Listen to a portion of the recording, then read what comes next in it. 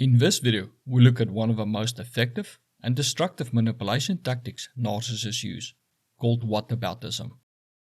What is whataboutism? In an abusive relationship, whataboutism is a term used to describe a strategy in which the abuser avoids answering a question, accusation, or critique by redirecting the conversation and focus back onto you. They do this by pointing out a flaw, mistake, or action of yours, and then compares it to their flaw, mistake, or action, thereby creating a false equality that they then use as a reason for why you are just as abusive as them, and thus you are being unfair for trying to hold them accountable or calling out their behavior when they did the same as you. They can then also claim that the impact of your actions on them is worse than the impact of their actions on you. This leaves you having to defend your actions as well as having to argue that your actions are not the same as theirs and that the impact is not the same as theirs. Why aboutism is so effective and destructive? Whataboutism is a powerful and destructive manipulation tactic because it combines elements of gaslighting, projection, and blame shifting. The narcissist gaslights you and devalues your experiences by claiming that the major action of theirs is the same as your minor action and that they suffered more than you. They also project their actions onto you by claiming you are just as guilty as them for doing a similar action, even though the two actions may not be similar. They then shift blame to you as well as confuse you by claiming that you are unfair in trying to hold them accountable as they did not do so with you, as well as possibly claiming that their action is punishment for or as a result of your action. For instance, you say to the narcissist, "I can't believe you cheated on me. That was a huge betrayal of trust." To which the narcissist responds with, "What about the time you were late for our date last month? That shows a lack of respect for me too." The narcissist is effectively saying that you being late for a date is the same as them cheating on you, as well as that the pain you caused them in being late is the same as the pain they caused you for cheating on you. Or another example, you say to the narcissist, "I can't stand the way you constantly belittle me and make me feel small. It's emotionally abusive." To which the narcissist may respond with, "What about the time you raised your voice at me in front of our friends? That was just as hurtful and damaging to me." The narcissist is claiming that the one time you raised your voice to them is the same as all the abuse you suffered, and that the pain you caused them by raising your voice to them is the same as the pain they caused you with all their abuse. The message is, "You're just as abusive as me, so how dare you call me out?"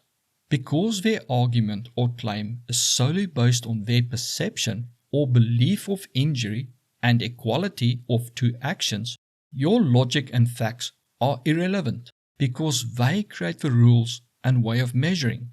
If you try to claim that they cannot be hurt as much as you, the narcissist just turns around and claims that you cannot know or measure their pain, or they claim the same of you and say that you cannot possibly be as hurt as you make out to be over their actions. It creates a power dynamic where they can use any of your mistakes or actions and claim that it is the same as any of their actions you call out. And if you try to hold them accountable for their actions, they will do the same to you. It is basically then a double bind, for either you let them get away with their action, or by holding them accountable, you give them an excuse to abuse you. Effects of whataboutism on you. Whataboutism frequently leaves victims feeling confused, questioning their own reality, and without a solid response. It is very effective at shutting you down, or starting an argument which allows a narcissist to change the conversation, abuse you, or get a reason to punish you.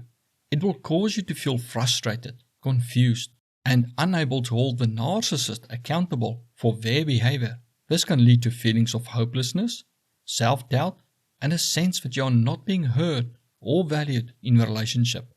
It may also cause guilt and shame in you, and a possible belief that you are worse than the narcissist, or you are the cause of the problems in the relationship, which can make you feel guilty for the narcissist's actions and as if you need to change to get them to stop abusing you.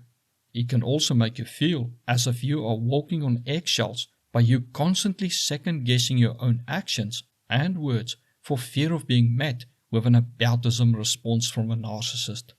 This can erode your self-esteem and self-worth. It will also create a power imbalance in the relationship, where a narcissist can do as they please without any consequences from you. Yet, they will criticize you for the slightest mistake and then punish you for it. This can make it difficult for you to see the abuse for what it is or leave a relationship. How to deal with whataboutism. Dealing with whataboutism in a relationship can be very difficult.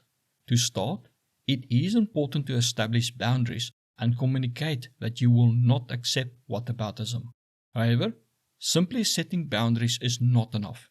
You need to consistently enforce them with consequences, as a persistent narcissist will see inconsistent enforcement as a sign to keep pushing until you give in. Unfortunately, setting and enforcing boundaries with a violent abuser is often not safe. To minimize the impact on yourself, it is crucial to understand that the narcissist may never take responsibility for their actions or change their behavior. Focus on taking care of yourself, seeking support from friends, family, or a therapist, and engaging in activities that bring you joy. When the narcissist uses whataboutism, it is important to stay focused on the issue at hand and not get sidetracked.